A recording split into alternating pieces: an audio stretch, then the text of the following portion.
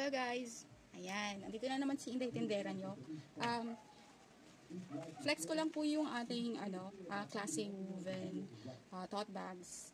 Ayan mga madam. So, isa to sa mga, dalawa to sa mga colors na available natin. So, ito pong hawak ko ngayon is khaki. Ito po yung color na khaki. Ayan po siya, nakikita nyo po siya. Soft leather po siya mga madam. And yung size po niyan is standard size po siya na tote bag. So, hindi po siya ganun kalaki. As in, may mga tote bags po kasi na malaki. Yung parang halos pang weekender na. Ayan mga madams. Ayan po siya. Leather to mga madam. And then yung design po niya is parang banig. Ayan po. Woven po siya. Soft leather po siya. And zipper din po siya. Ayan.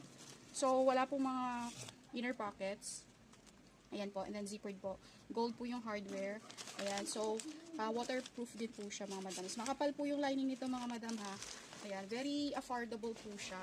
And, kaya nyo po itong irampa. Kahit anong OOTD nyo dito. Ayan. Super ganda siya mga madams. Ayan. Ayan. Napakaganda nito. Especially kung may laman na. Ayan. Kasi mas mapoporma po siya. Ayan. So, ito pong isa. May kasama na rin po palang dust bag to mga madams. Okay? So, khaki po ito. And ito po yung ash brown. Ayan. Ito po yung ash brown mga madam. Ayan. So, brownish siya na may pagka-grayish. Ayan. Ash brown po siya. Same pa rin po yung features niya. Soft leather, woven po. Very classy po yung design. Ayan. Standard size na tote bag. And then, ayan po yung kanyang loob. With dust bag po lahat yan mga madam. So, yung available colors na lang po natin is ito, ash brown, khaki, and coffee brown, and black. Yung maroon and yung cream po natin is sold na po sila. Ayan. So, umain nyo na po habang meron pa po tayong stocks.